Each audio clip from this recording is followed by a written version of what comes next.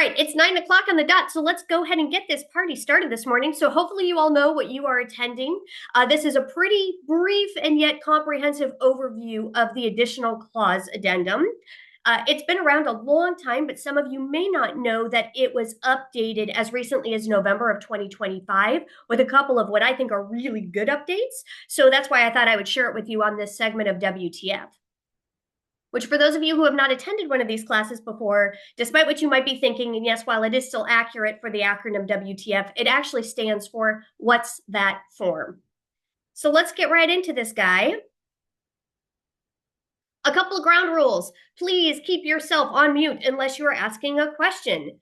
Please do unmute yourself and ask those questions out loud because I really don't monitor the chat box very well. So if you actually have a question that needs to be addressed, just make sure you unmute yourself, ask it for the good of the group, and then you can mute yourself again. And everything that we discuss here today, this slide deck, the link to the recording of the class on my YouTube channel. For those of you who don't already follow my YouTube channel, you'll have a link to that as well, as I've done a ton of these WTF classes along with some other things like pre-listing presentations and buyer consultations that you might find beneficial. But all of that will be sent out via email later this afternoon. I understand I am native Phoenician. I am not from the East Coast. I often get asked if I am because I talk so fast and I use my hands a lot. I'm not. I do apologize. I would say I will do my best to slow down, but I get really, really excited about documents and clauses, and then I just get carried away. So again, that's why I'm sending out the slides and the recording after the fact, so that ultimately you can watch this again and again and hear this lovely voice of mine until you know what exactly it is that we're discussing. So just a very quick poll. I know sometimes these are a little more question-based and complicated first thing in the morning, but this one's actually pretty easy for you. I really just have a simple question. How many of you have ever used the additional clause addendum?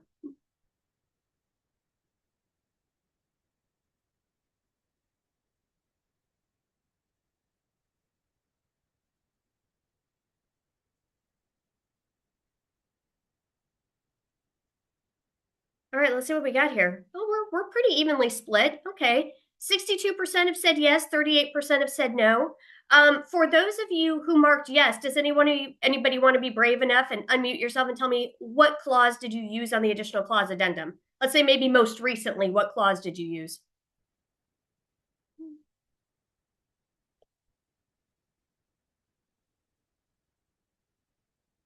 Bueller?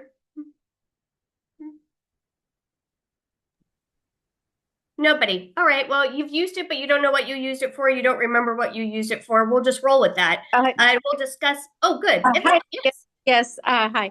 I used it. It wasn't recent though. That's what threw me off. But I used it when it was hot and heavy, buyer offers all over the place for escalating purchase price based on what their highest competing offer was.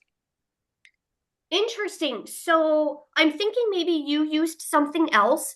Despite our many efforts to get an escalation clause as part of the additional clause addendum, AAR has not complied. But where I bet this did come into play was an appraisal waiver.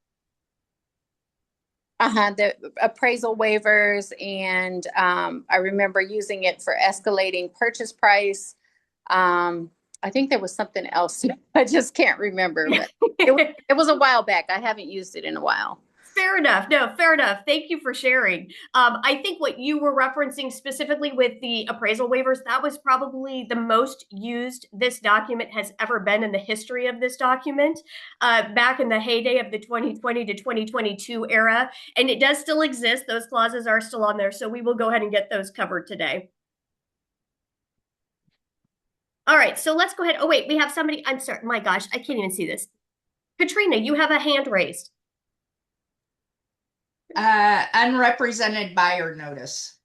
Excellent. So I'm actually going to discuss that a little bit more at length today because I have some questions and I'm curious about the application of that as opposed to using, or maybe not in opposition to, maybe it's actually in conjunction with the unrepresented buyer disclosure. And then kind of how the contract actually reads. So that's excellent. Good. Stay tuned because I might call on you again when we get to that point. All right, so the additional clause addendum, for those of you who are unfamiliar with it, it does exist within your forms. So whatever system you're utilizing, transaction desk, SkySlope forms, Brokerment, any of those, this is a standard AAR document. Okay, so like everything else, it has that little clause at the top that says, don't be making revisions to this unless you have made them in a clear and prominent manner. And then it goes into the buyer, seller, premises, address, and date. I think all of those are pretty easy to understand. They're just fill in the blank. And then we go into the terms themselves. So the following additional terms and conditions are hereby included as a part of the contract between seller and buyer for the above referenced premises, if marked by an X and initialed by buyer and seller. Okay, so you're not going to go and just mark every single checkbox on this form. Okay, you're only going to mark that checkbox which actually applies to the contract that you are submitting. On that note, the appropriate way to incorporate this into the purchase contract, meaning that you want it to be part of the terms of the purchase contract, is on line 36 of the contract. There is a line for Addenda Incorporated, and the very first one, because it's in alphabetical order, is the additional clause addendum. So if you are utilizing this document and submitting it with an offer, be sure you incorporate it by checking that additional clause addendum box on line 36 of the PC. All terms and conditions of the contract are hereby included herein, and delivery of all notices and documentation shall be deemed delivered and received when sent as required by Section 8M of the contract. In the event of a conflict between the terms and conditions of the contract and this additional clause addendum, the terms and conditions of this additional clause addendum shall prevail. And I think that's basic contract law. We all understand that. An addendum is, in essence, going to supersede whatever was written into the purchase contract, okay? Same concept here. So one that you might see periodically, maybe not so much in this market, but I do see a few, are the backup contract contingent upon cancellation of prior contract. So many of you submit a backup offer and it's just held by the listing agent and by the seller, potentially for future use or not. So you were in a multiple offer situation. They said, hey, we've chosen somebody else, but we'll hold your offer in backup position and notify you if anything changes.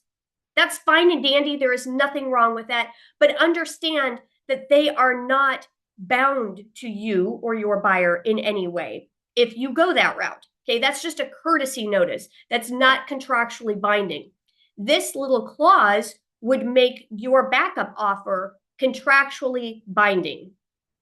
So buyer acknowledges that seller is currently obligated by a prior contract to sell the premises to another buyer. This is a backup contract contingent upon cancellation of the prior contract. Yeah, they really like their words. There's a whole bunch of buyer and prior and previous and obligated. They have another contract, okay? That's what that says. Seller retains the right to amend, extend, or modify the prior contract. Upon cancellation of the prior contract, seller shall promptly deliver written notice to buyer. Okay, that written notice actually has a specific document that can be utilized for this purpose. It is the notice disclosure form. Again, very helpful for all of those random references. They're not random, but they are kind of. They don't have designated documents to support them. For all of those notices that are referenced in the contract and supplemental forms, that notice disclosure form fills all of those kind of blanks that you might need. An email would work, not as proper, but an email notice would work as well. Okay, we're just looking for some sort of written notice. Buyer shall open escrow and buyer shall deposit any required earnest money. The date of seller's written notice to buyer shall be deemed the date of contract acceptance for purposes of all applicable contract time periods. Buyer may cancel this backup contract anytime prior to receipt of seller's notice of cancellation of prior contract. So if I had multiple offers, but ultimately I went with one, your buyer wants to be in backup position. They don't want to be in courtesy backup position. They want to be in sole and primary backup position because the seller can only sign one of these backup contract clauses. Otherwise, they would have two backup contracts, and which one would supersede the other? Okay, so they can only do this once with one backup buyer. When they do that, that contract is now binding. So should the other buyer, the prior buyer, the first buyer, back out for any reason, the seller is going to notify you and your buyer, hey, congratulations, you're up to bat.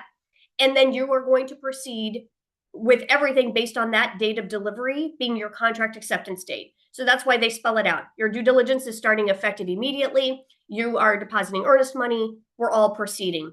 So for a buyer who wants a little more meat in their, a little more leverage in their backup, this is the way to do that. This is the way to lock the sellers in.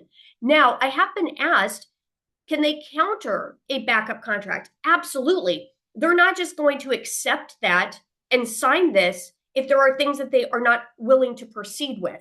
So the seller could absolutely counter your backup. In essence, you continue to negotiate until you land at acceptable terms for both parties.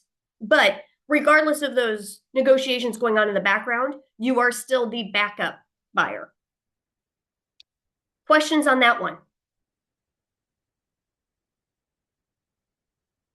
All right. On to another one, which is kind of interesting for me. There are a couple of times where I could see this maybe coming into play. I don't love it. I have to be honest. I don't love it because I've seen too many issues where there's a dispute because one of the parties didn't sign. But the signature of absent buyer, spouse, or co-buyer. Signing buyer shall, within 5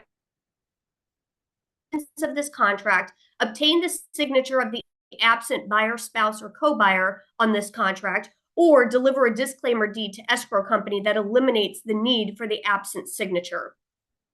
Where I've seen this periodically is really with military families, that one of the spouses might be here and they're doing most of the shopping and they're doing some of those like virtual tours with their spouse on the other side, but they're not present. They might need to get some sort of waiver of sorts. They might inevitably need a power of attorney, but they want to lock down a property.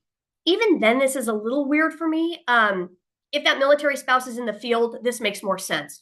But generally, with phones and technology, everything can be digitally or electronically signed at this point. So the holding off for an absent buyer, spouse, or co-buyer, it wouldn't be typical. So I'd want more information, because what I want to make sure is that ultimately we're not doing something we shouldn't be doing.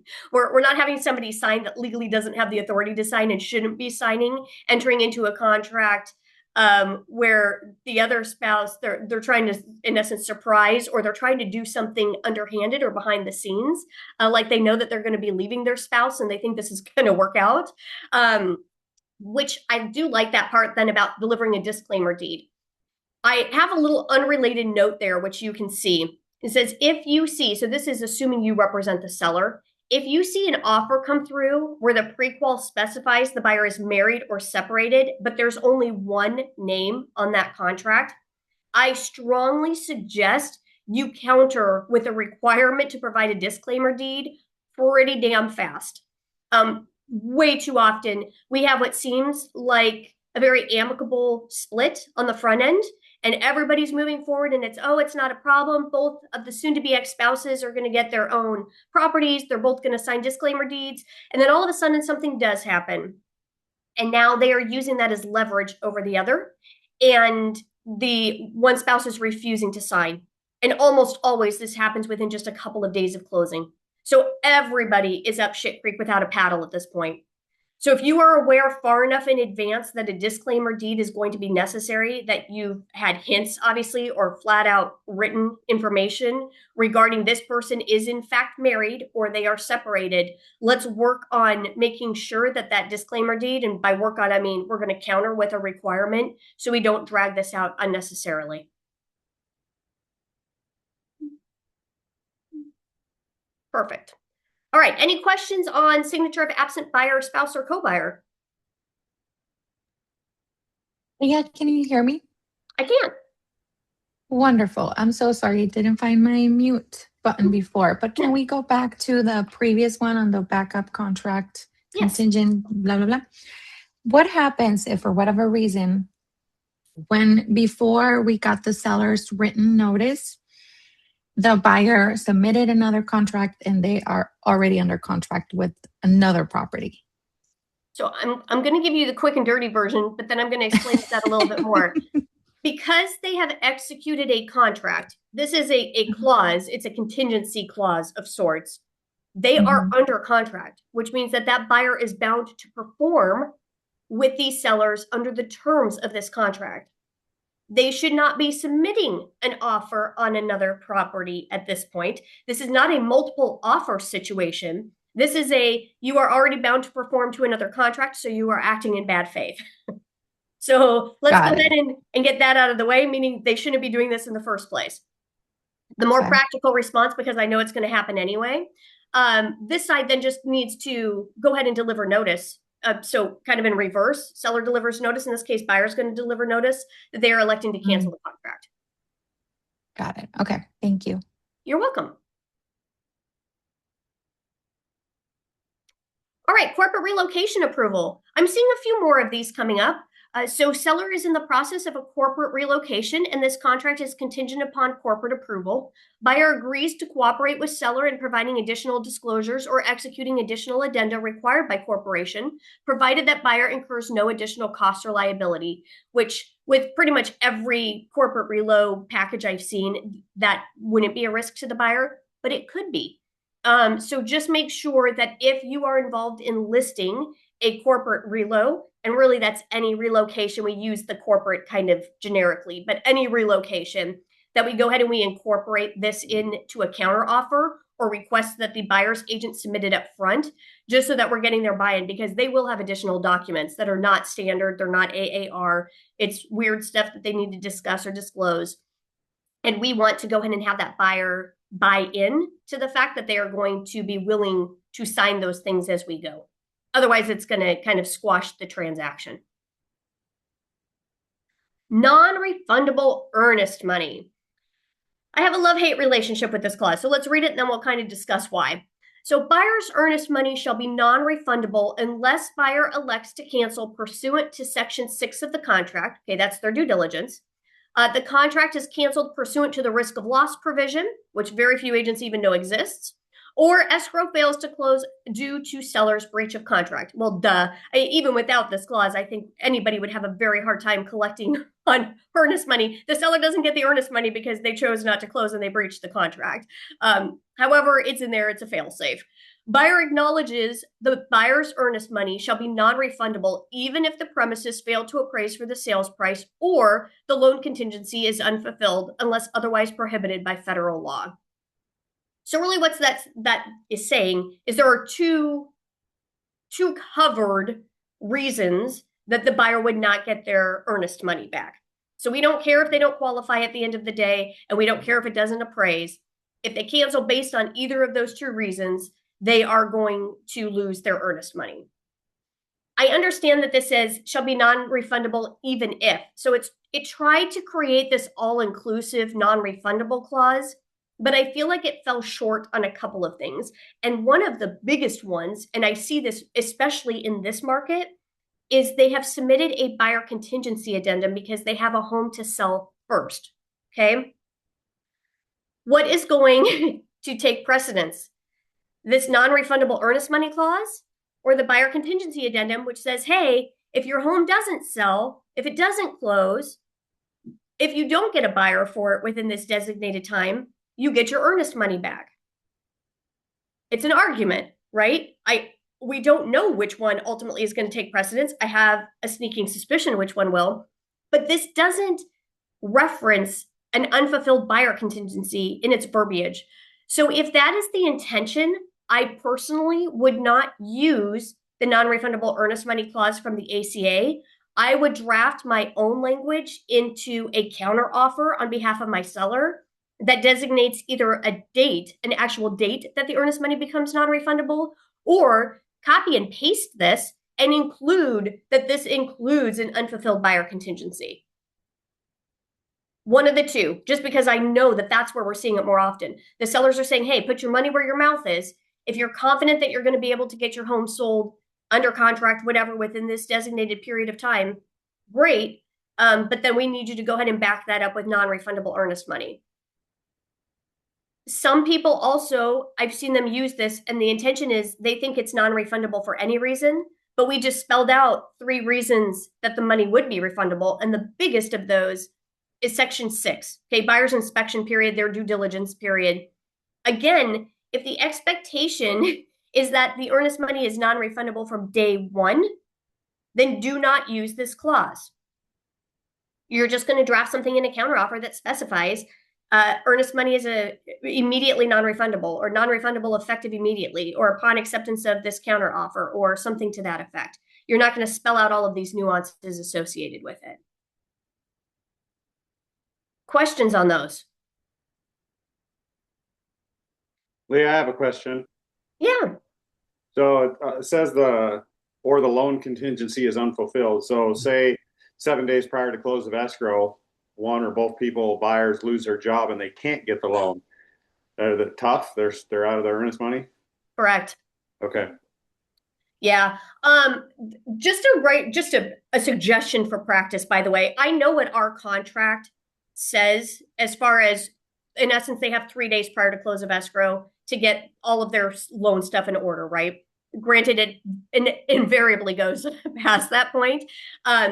I would, just as a good practice, I would start creating some sort of counter terms that actually require the buyer to have final loan approval more than 3 days prior to close of escrow.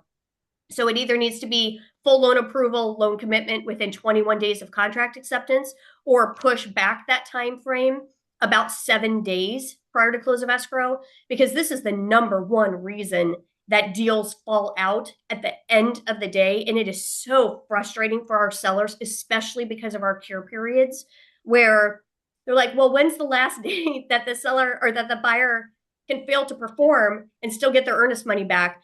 Do you know how hard that is to tell them? In most cases, it's potentially 3 days after your scheduled close of escrow. That buyer could still cancel and get their earnest money back based on the way that our cure periods work. Especially for sellers from other states, that's extremely frustrating and hard to understand.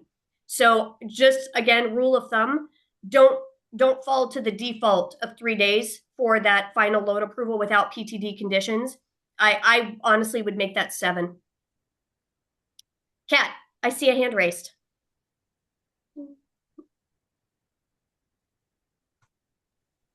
I guess I'm just a little confused on the other addendum with the house being sold and utilizing this. And as you said, there's a conflict. So if I'm using a contingency addendum that has all the time frames of what happens when, I don't know why I would use this too. I guess that's my question. I agree. I don't know why you would use this in conjunction with that either, but I'm seeing it done. And I think it's because sellers and listing agents wrongfully assume that this clause would supersede the buyer contingency addendum, and that they're making earnest money non-refundable when realistically it's I'm gonna sound very lawyerish here. It's probably not. Okay, bare minimum, we're going to have an argument over it. So I think that to be super clear on non-refundable earnest money, we do need to spell that out separately. We don't need to use and should not use this clause. We need to spell that out in the counteroffer when it's non-refundable. Okay. Thank you. You're welcome. Anybody else? I got one. Yeah, Brian. So, and I probably know the answer to this, but I just want to confirm that way, there's really no question. So section 6 being the contingency written into the contract. If I'm going to leave that blank, if there's nothing in there for the buyer, then this, although it says pursuant to section 6. Yeah, so section 6 isn't the standard. contingency. Section 6 is your buyer's due diligence, your inspection period. Due diligence, correct, yeah. Yep.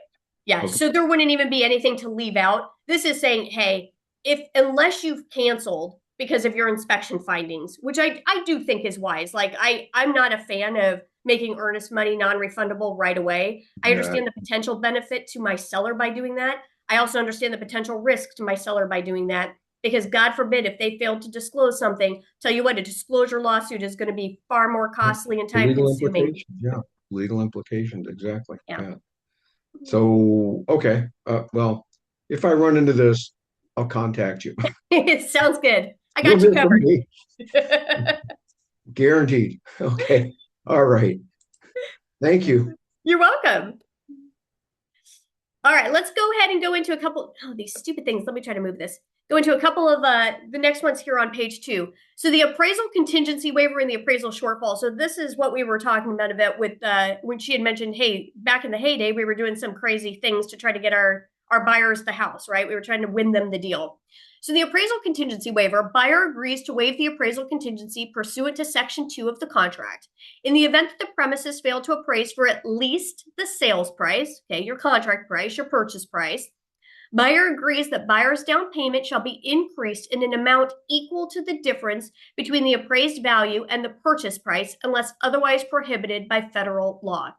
All that is saying at the end of the day is they are paying the difference.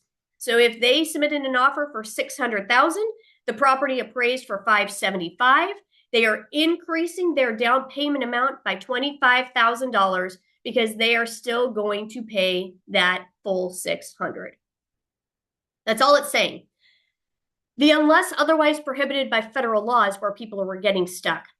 So both VA and FHA have a document called the amendatory clause, and that document specifies per federal law they are not obligated to proceed with the purchase if the property fails to appraise for the contract price. That document, that law, will supersede anything you use or write into our offer. Now, that does not mean that FHA and VA buyers couldn't pay more than. If they are willing, they certainly are, and are able, they certainly can do so. The issue for sellers is the buyer can't be contractually bound to do so. So if you have a conventional buyer who signed a waiver of appraisal contingency and an FHA buyer who signed the waiver for appraisal contingency, the conventional buyer is going to hold more weight because they will be bound to perform at the end of the day.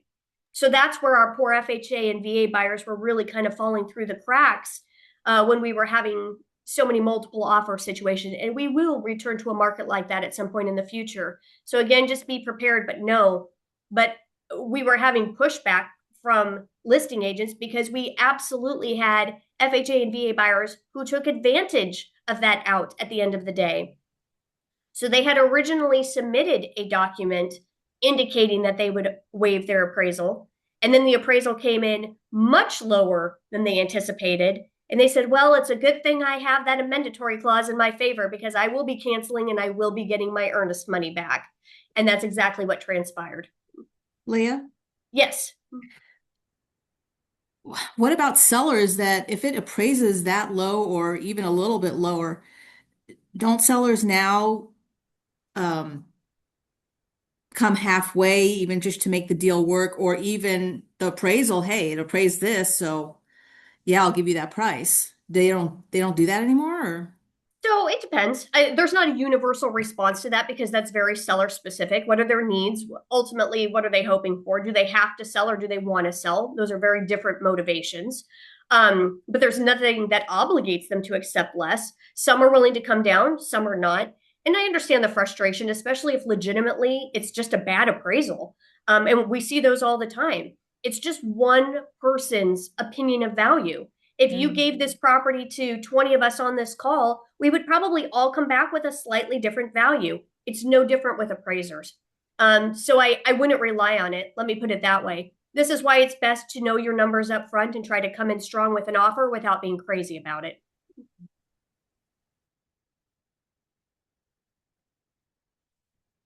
All right, the second one is a little different and one that I like much better, and I was so grateful when they finally put this in, and it's the appraisal shortfall. So the appraisal contingency is waiving it entirely. So you're waiving something that you don't even know what that looks like. It could be $0, it could be $5,000, it could be $50,000. You are assuming the risk as the buyer in that clause to pay the difference, no matter what it is. The appraisal shortfall caps what you're willing to pay. And that's why I like it better. So in the event the premises fail to appraise for at least the purchase price in any appraisal required by lender, buyer agrees that buyer shall submit additional funds via U.S. currency or financing in an amount equal to the difference between the appraised value and the purchase price provided that the difference does not exceed X dollars. Okay, so this is where the buyers would say, hey, I have a little extra money. I'm willing to play ball. I have an extra $10,000 that I can use if it doesn't appraise. That is where that extra $10,000 would go.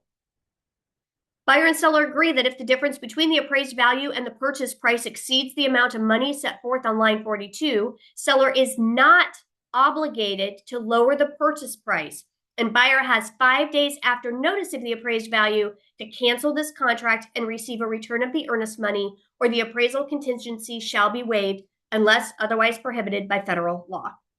So same thing as above with regards to FHA and VA buyers. We had a ton of agents going all willy-nilly in 2020 and 2021 with appraisal shortfall clauses of their own. And some of them were written in such a way where it potentially would obligate the seller to proceed with the lower price, a lower appraisal, without them ever having known what that appraisal amount would have been. So this is where AAR stepped in and they said, you're all a risk situation. We're going to go ahead and draft this for you so that we're all on the same page with what the expectations are. And this was the clause that was created for that purpose. So same thing, they still have an appraisal contingency in place, assuming it goes even lower than their $10,000 in the example, where the buyer still has 5 days and they can go ahead and cancel. Or the seller can also just say, no, I'm not going to do this. Now, the seller wouldn't cancel in that situation. Okay, if an appraisal comes in lower, the seller does not have the right to cancel the contract. The seller can simply say, I'm not willing to reduce my price. Okay, it's the buyer who has the reins here. So they can either decide, I'm going to proceed paying the entire difference, or no, I'm going to cancel. And there's a document called the appraisal contingency notice that they would use for that purpose. But yeah, I've often heard, well, it came in low, so my seller's just going to cancel. They're not, actually. The buyer needs to do so. But please, please, please make sure you understand the buyer has 5 days to cancel if they're going to do so pursuant to that appraisal contingency. If it goes past the 5 days, that buyer has now obligated themselves to pay the entire difference, even if that wasn't their intention. All right, all cash sale appraisal contingency. This is another kind of funny one for me. I think it's a great one, honestly. But the funny part to me is how many agents and buyers don't understand that they do not have an appraisal contingency if they are paying cash. Now, that does not mean that they could not perform an appraisal during their due diligence period and cancel based on the findings in that or the value assessed during that appraisal. They could absolutely do so. But appraisal turnaround times are kind of tight, and they may not make it within their 10-day due diligence. So if they do want to create a separate appraisal contingency for their cash buy, then this is the box that they would check for that purpose. So buyer's obligation to complete this all cash sale is contingent upon an appraisal of the premises for at least the purchase price. If the premises fail to appraise for the purchase price, buyer has 5 days after notice of the appraised value or 20 days after contract acceptance. That is a change, so make sure you're aware of that. Whichever occurs first, to cancel this contract and receive a return of the earnest money, or the appraisal contingency shall be waived. In all cases, this appraisal contingency shall expire 20 days after contract acceptance, regardless of whether an appraisal has been ordered or received.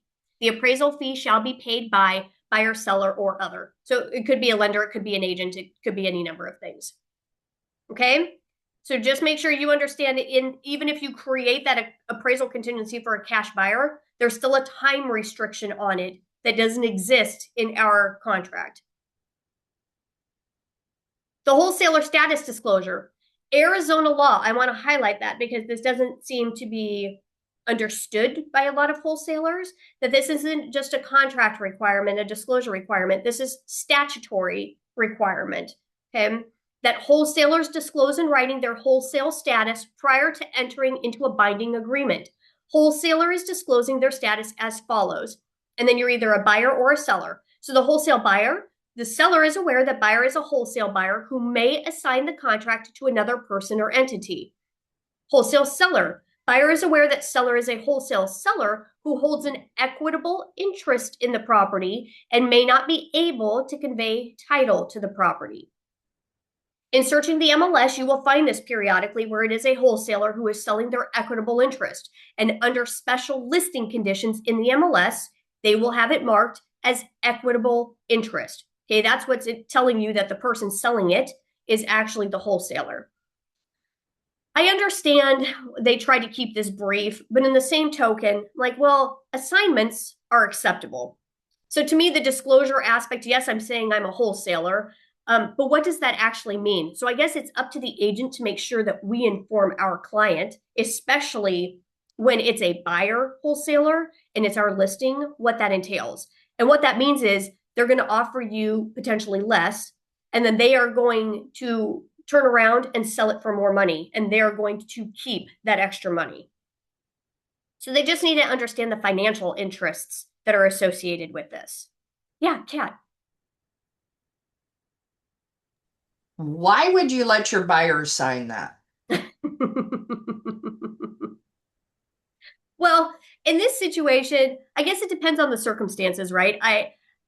In this market, people are becoming desperate, and I'm seeing more and more of a we'll take whatever we can get type scenario. That's the best I have for you. There are some good, I will say, and I've come across them. There are some good, I understand this is a relative term, wholesalers out there, okay, that are they're trying to create a solution that may not otherwise exist based on a property's condition or location or issues with title, things of that nature. But yeah, generally speaking, wholesaling is an interesting concept to me. I'm like, well, if they can sell their equitable interest for more, why wouldn't we be able to sell it on the open market for more? But obviously, there are just people that it's really going to apply to. I get it. I know I'm the same way. So really, the only reason somebody is acknowledging signing this form is if they accept that disclosure. Now, obviously, if they don't want to work with a wholesaler, then we wouldn't be signing, acknowledging anything. We're just not going to accept the offer. Another one that's pretty common, especially in some of our outlying areas, we have a very big Canadian influx of buyers and sellers. And that's going to be, I'm sorry, I'm thinking of FERPTA. Disregard everything I just said. This is going to be for your tax deferred exchanges, so your 1031s. So your seller or buyer intend to enter into a tax deferred exchange pursuant to IRC 1031 or otherwise.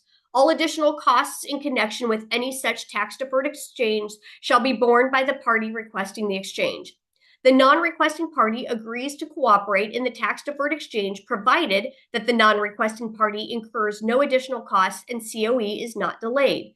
The parties are advised to consult a professional tax advisor regarding the advisability of any such exchange.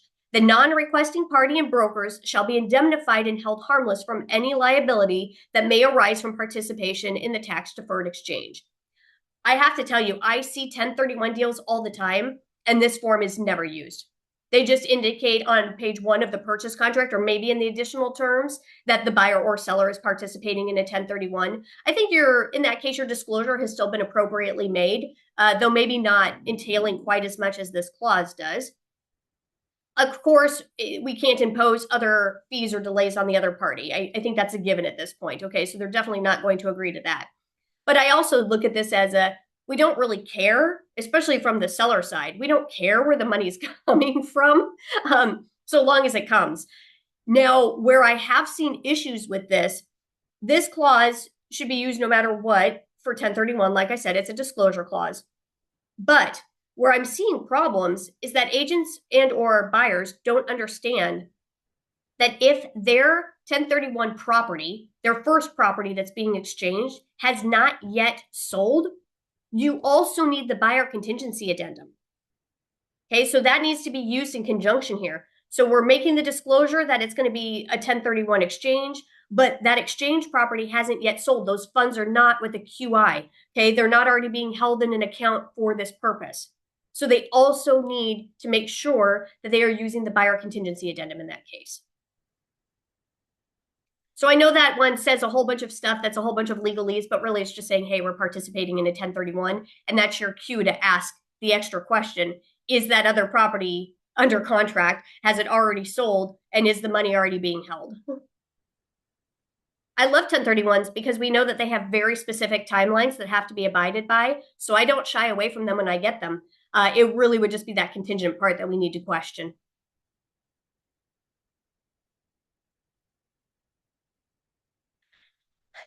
My little arrow in my yay. I was so excited. This was the most recent addition to the additional clause addendum.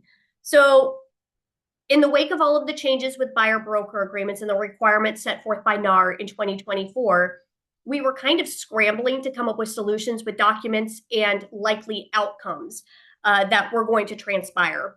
And one of those very probable outcomes that we have seen come to fruition was we were going to have more unrepresented buyers. Okay, as soon as buyers were told that they had to sign a document that required them to agree to a certain amount of compensation, even if they were told, well, we usually can get the seller to pay that on your behalf, they didn't want to do it. Most are still fine, but we've definitely had an increase in unrepresented buyers, unlike any I've ever seen. And then we were questioning, well, what is the proper process for handling those? Do we just have them, do we send them a blank AAR contract and have them fill it out and send it back? Do we fill it out on their behalf, but then have some clause inside the addendum or inside the contract that says, hey, the buyer's unrepresented? Like, what does that all look like? So there was a lot of confusion for best practices. And I'm so grateful that AAR said, you know what, we're going to try to make this a little simpler. So here's what we're going to do. We're going to encourage you to do reverse offers. Okay, so this is a buyer has an interest, but we don't work with that buyer because they're unrepresented. So what we're going to do is we are going to write an offer on our seller's behalf. Okay, this is what our seller wants.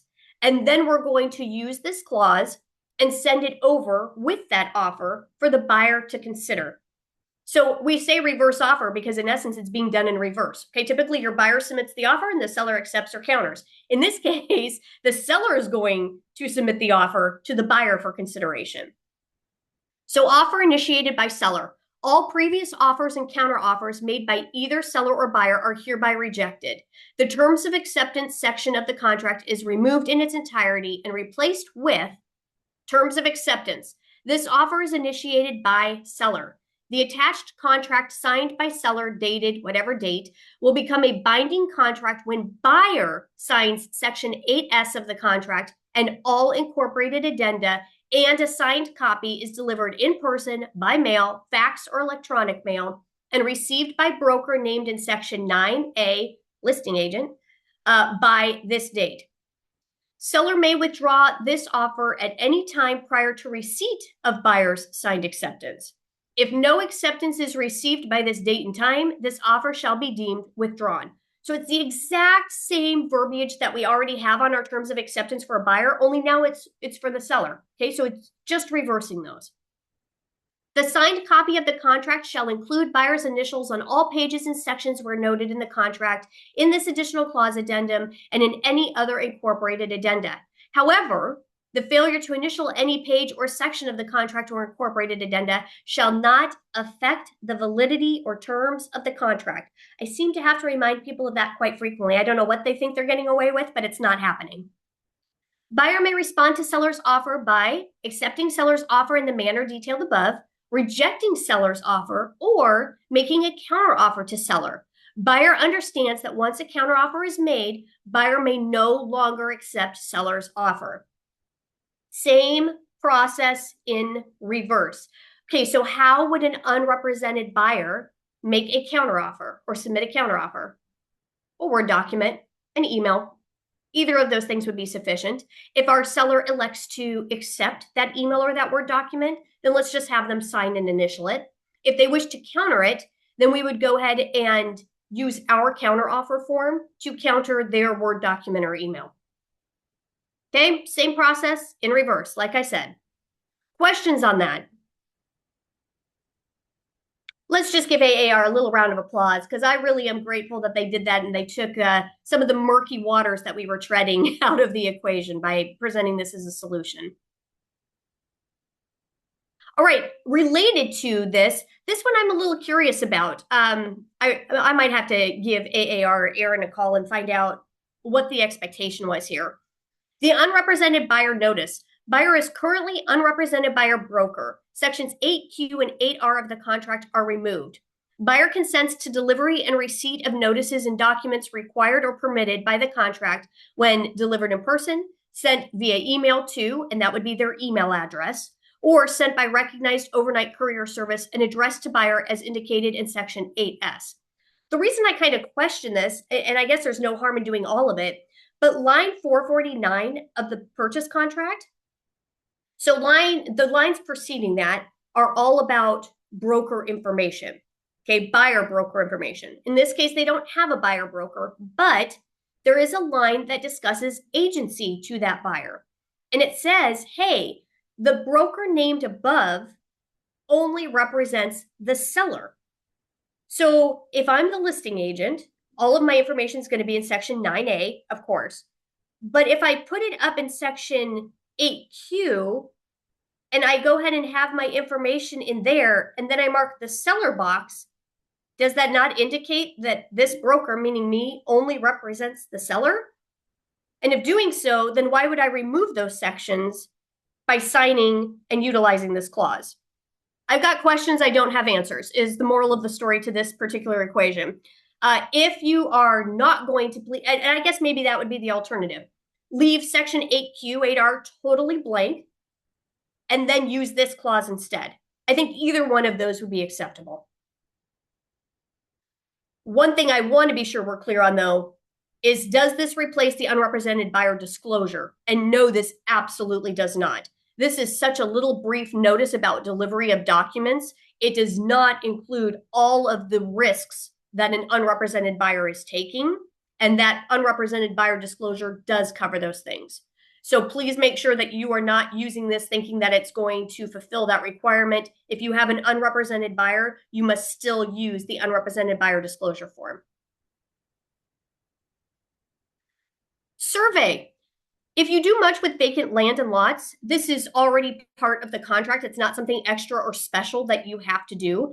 However, if you have, let's say, an actual home on maybe 10 or 11 or 12 acres, you might want to incorporate this if a survey has not already been done. And it happens especially in kind of rural outlying areas. If your legal description is meets and bounds, that might be a pretty good indicator that a survey would be wise. So this is allowing you, even if it's not the vacant land contract, if it is just the traditional residential or commercial, in some cases, contract being utilized, this still gives you or the buyer the opportunity to have a survey performed. So a survey shall be performed by a licensed surveyor within blank days after contract acceptance. The cost of the survey shall be paid for buyer, seller, or other. The survey shall be performed in accordance with the Arizona State Board of Technical Registration's Arizona Land Boundary Survey Minimum Standards. I have no idea what those minimum standards are. I'm sure they're fantastic. Feel free to read up on that if that's of concern to you. Survey instructions are a boundary survey and survey plat showing the corners either verified or monumentation. That is the most common, typical option that I see even in vacant land contracts. Part of that is cost. So the second one, a survey certified by a licensed surveyor acceptable to buyer and the title company in sufficient detail for an ALTA owner's policy of title insurance with boundary encroachment or survey exceptions and showing all improvements, utility lines, and easements on the property or within 5 feet thereof. Again, these are just instructions, so this is what we would be telling the surveyor to do. An ALTA survey is what we refer to it briefly as. Those are far more expensive. We're talking in the thousands of dollars to perform. So depending on who's paying for it, that may not be something that everybody agrees to. Like I said, the boundary survey is the most typical that I see. And then if you are smart enough to know what other survey terms might be, you do have the option to include them therein. And then buyer shall have 5 days after receipt of results of survey or map to provide notice of disapproval to seller. That's pretty much our standard go. Anytime the buyer is in receipt of any sort of documentation, they have 5 days to do something, whether it's elect to proceed or it's cancel and get their earnest money back. That would be another one where they're providing that notice disclosure form as means of disapproval for cancellation. Question on any of those?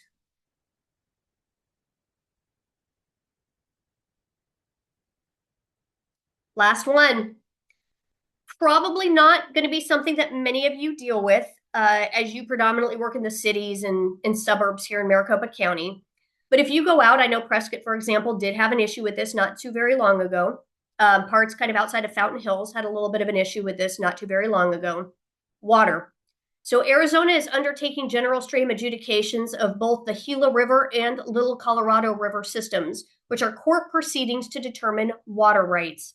If the premises property is affected by an adjudication, the property shall execute and file an assignment of statement of claimant form, and buyer shall pay any associated filing fees.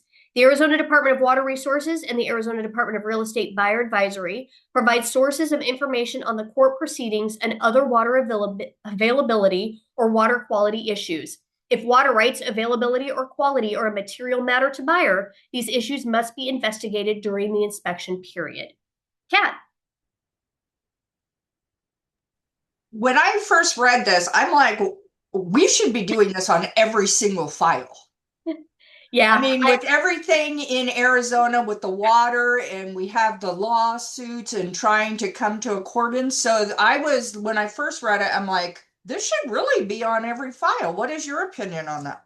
Yeah, I don't disagree. Where I think that this is maybe going to cause more harm than good is the disclosure and the appropriate links and places to find information about water resources are available to buyers, starting with the buyer advisory, right? To me, this is going one step further, where it's going to be very specific areas that are immediately affected by these adjudications. And I think we may raise alarms on behalf of our buyer that don't necessarily need to exist. But I'm kind of with you, Kat. I have to tell you, I have not once in all my contract reviews, and we're talking in the tens of thousands, I've never once seen this used.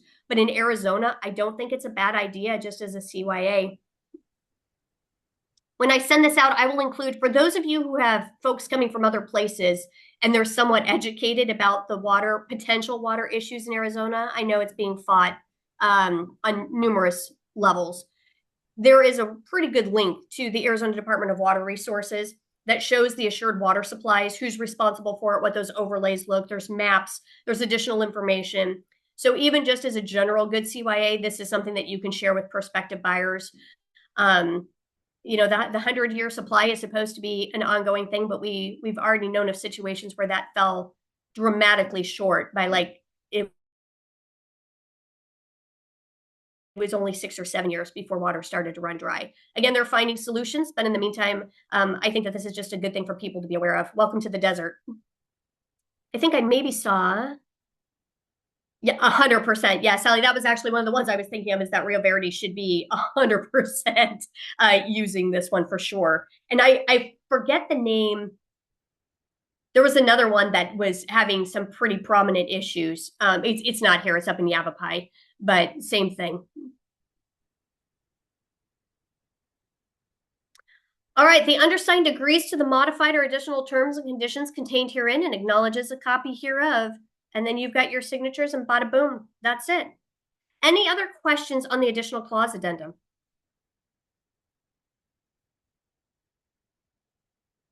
It's like so many other things. It says more than you think it says. It takes a minute to have it just kind of register so that you can explain it to your clients as the need arises. But it's a really handy tool to have. The goal is that you're not concocting your own language in contracts, that there's probably already a clause for that. And this helps reduce risk. So like I said, I'll send this out to you. If you have questions, feel free, reach out, let me know. But otherwise, I'll let you all go for the day. Thank you so much for inviting me. Have a great My day. pleasure. Thank you, Leah. Thanks, Bye, Leah. everybody. Bye. Have a good day. Thank you. Thank you.